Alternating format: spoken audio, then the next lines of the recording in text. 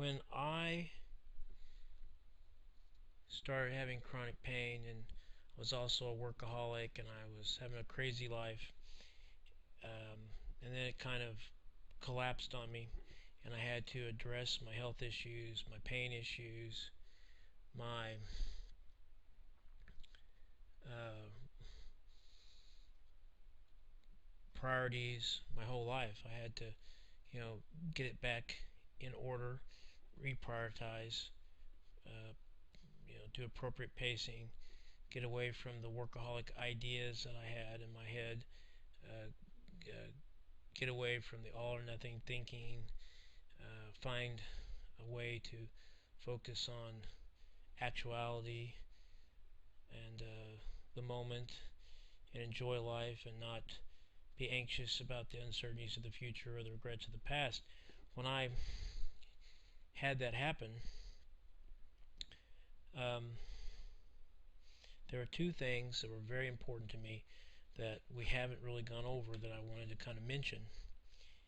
And to cope with the illness, pain, and problems, um, one of the things I had to do was reach out. I had to ask for help, and I looked for some people that had recovery from pain and recovery from uh,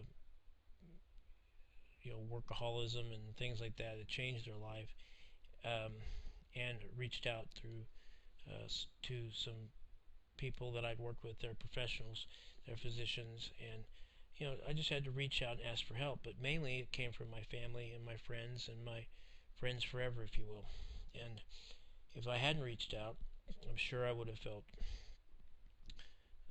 lonely, anxious, depressed, and angry, which is what I felt when when things kind of collapsed around me.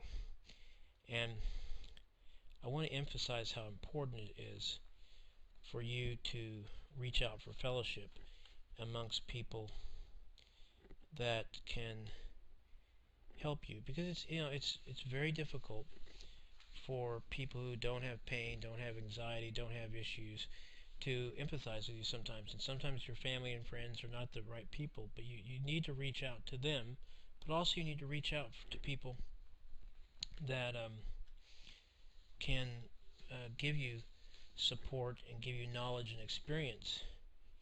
Um, there are plenty of ways to get help from people. Social media, your health practitioner. But, usually you only see them briefly. Your but you need to assemble a good support group. Build a network of people around you that can accompany you on your journey of recovery, and provide you with the valuable knowledge and experience. And then as you go down that path, you can start sharing, and sometimes um, you'll find that the sharing of your experience will help others, and you may find awareness and advocacy things that you want to do that helps drive you down your road. So reaching out is very important. Being able to ask for help. It takes some courage. It takes some humility to ask for help. But you need to get that done, and you need to communicate with people. That I need help, and that I have an illness, and I can't always um, do the things I used to do. You need to learn to say just no. I can't do that.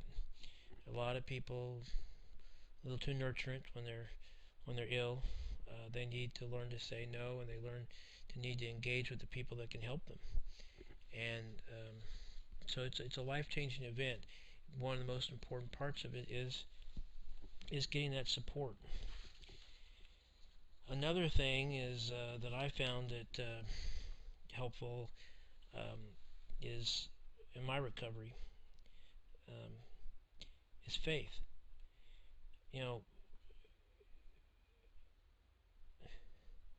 chronic pain or chronic illness is like a Goliath that you have to face, and you have insurmountable odds, and you're in the middle of a time in the you know in your life when the light seems to have gone out and the things you knew, um, maybe you don't know really, you know, they all kind of crumbled. You feel stranded.